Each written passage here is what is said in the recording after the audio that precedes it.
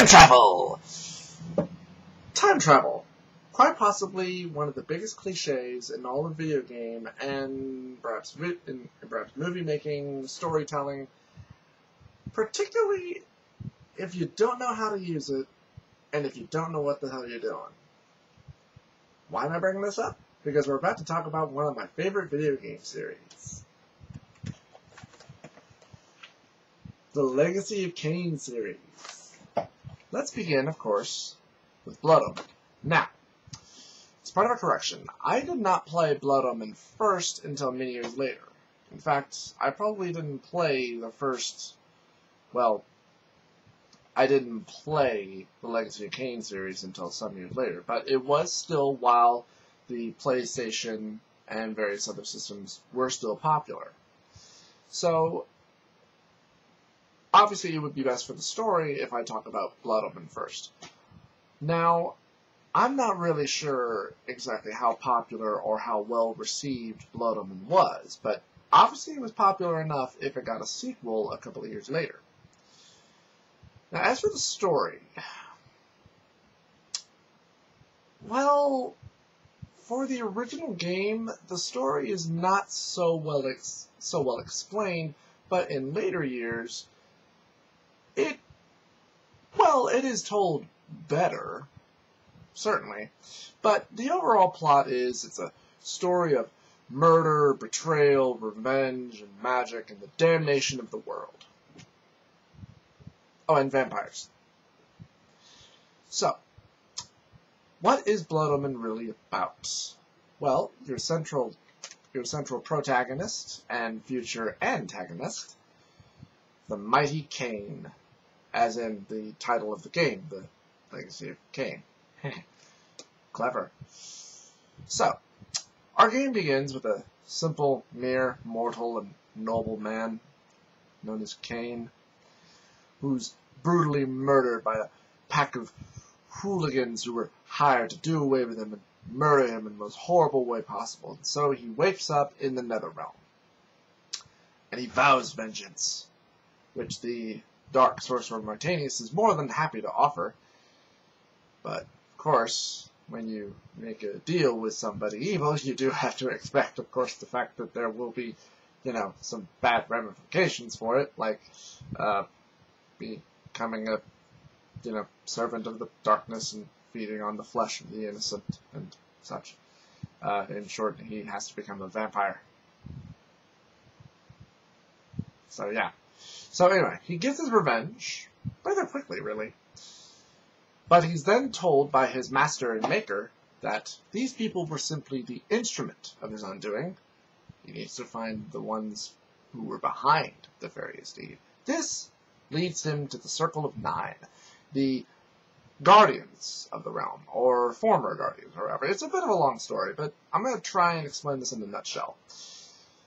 The balance of the world is maintained by these 9 pillars, and each pillar represents a certain spectrum of the mind or magic or physical being or property of the universe. And each one of these pillars has a guardian or sorcerer that is the template or holder of that pillar. And what happened some odd years ago, the Balance Guardian was brutally murdered, and her boyfriend, who just happened to be one of the guardians of the pillars, finds her desecrated and mutilated body.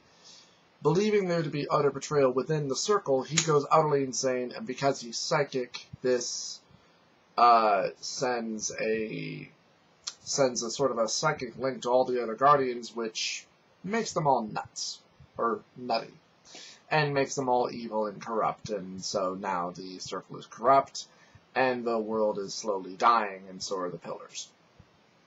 And Kain is selected by the spirit of the Balance Guardian to restore balance. How do you do that? Well, you hunt down the 9 sorcerers, or 8 sorcerers in this case. You murder them, you bring something of theirs that is a testament of their power, and you bring it to the pillar, and you restore the pillar. That's pretty much it in a nutshell. There are a lot of different twists and turns, there's some great dialogue. Of course, I do have to mention the fact that the graphics for this game, particularly for the cinematics, have not aged well. They're very polygonish. Very polygonish. To give you an example, you ever see that Dire Straits music video, Money for Nothing?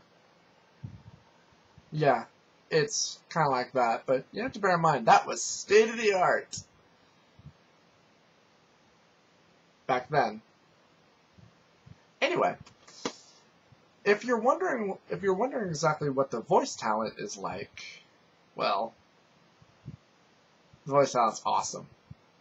It's really awesome. The voice of Kain is incredible. The voice of all the different sorcerers is pretty awesome. Though, granted, they tend to be done by the same actor. But at least they make an attempt to make a different sounding voice or a different accent to give that character their own form of individuality. And this really works for the game. It really does. And the dialogue is great. I mean, clearly it's written by somebody who really cared about telling a good story. Granted, a story that really doesn't make that much sense when it's not told properly and kind of mixed. But, nonetheless, this is a very good game and certainly worth checking out.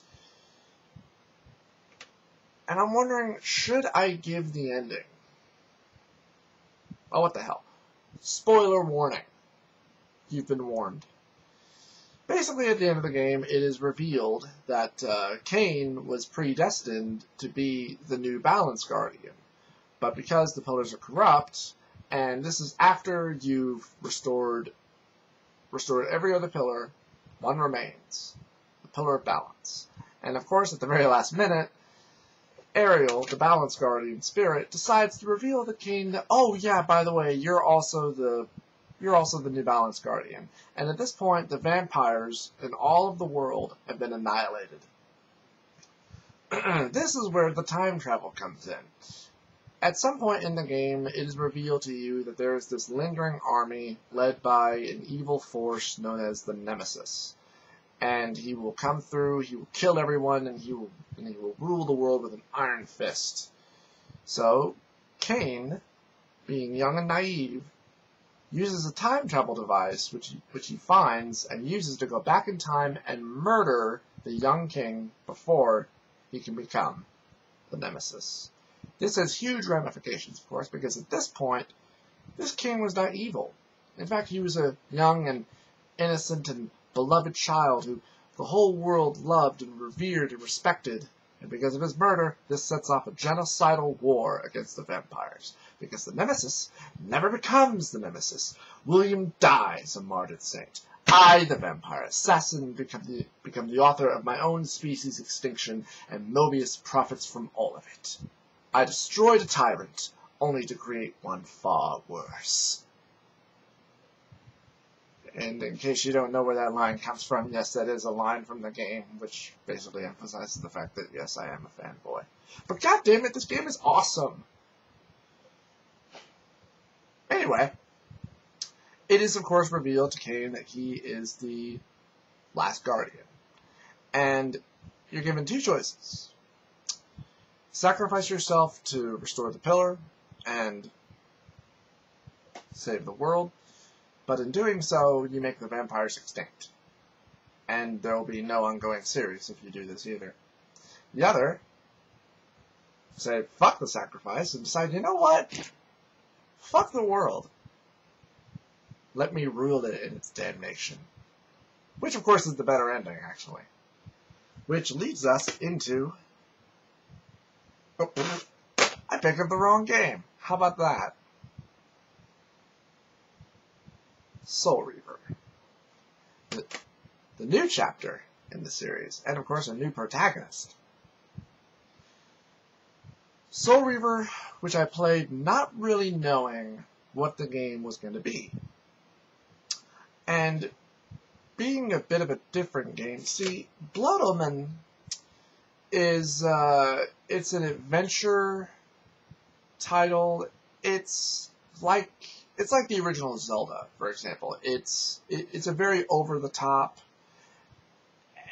Well, when I say over the top, I mean it's a camera over the top of your hero sort of game.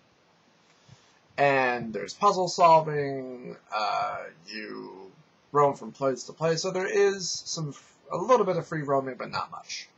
You gain new powers, new abilities, new weapons, new armors. There is a bit of an RPG system, sort of. Well, in Soul Reaver, they decided, well, no RPG, but still puzzle, and still very much adventure. And again, a great game as far as story and character is concerned.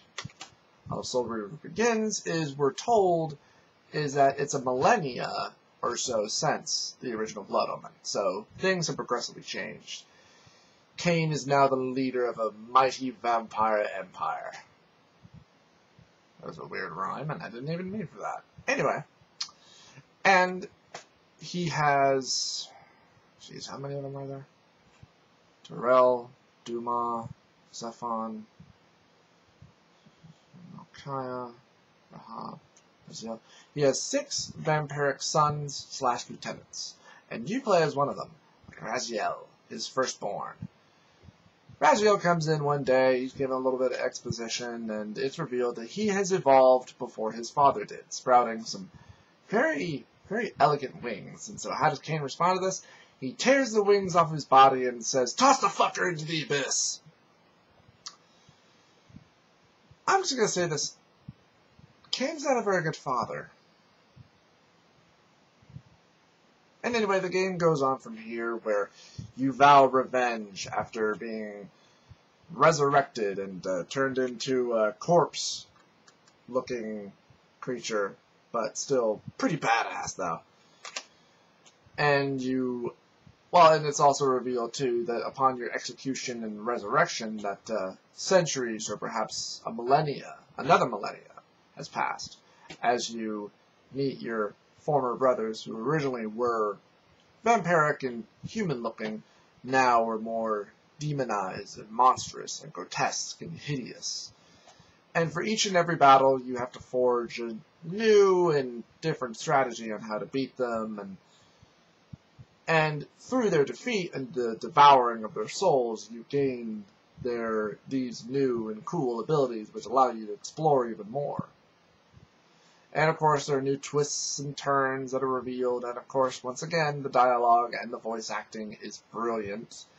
The, of course, original voice of Kain does, of course, make a triumphant return as the new antagonist. Mm-hmm. And, of course, some new revelations are revealed, such as the fact that Kain's 6 children and vampire lieutenants were, of course, all originally Seraphim warrior priests, who were the original vampire hunters from many millennia ago. I do wonder if they were mentioned at all in the original Blood Omen. I know there were some other things that were mentioned in the original Blood Omen, such as the character of Janos Aldrin, who you do eventually get to meet and learn a lot more of in the later Legacy of Kain stories. So, there's that. And I left out a character, unfortunately, that I completely forgot to mention in Blood Omen. Vorador. Another vampire who you meet and befriend, who teaches you a little bit, talks to you a little bit, and he's one of the last vampires who's executed. In fact, you see him be executed by Mobius, the Time Streamer, one of the Guardians, and another returning character to the series as well. Still voiced by the original voice actor.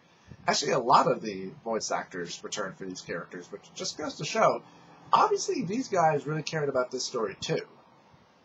Which is awesome. Alright. I've talked a lot about these, but I have a lot more to go into.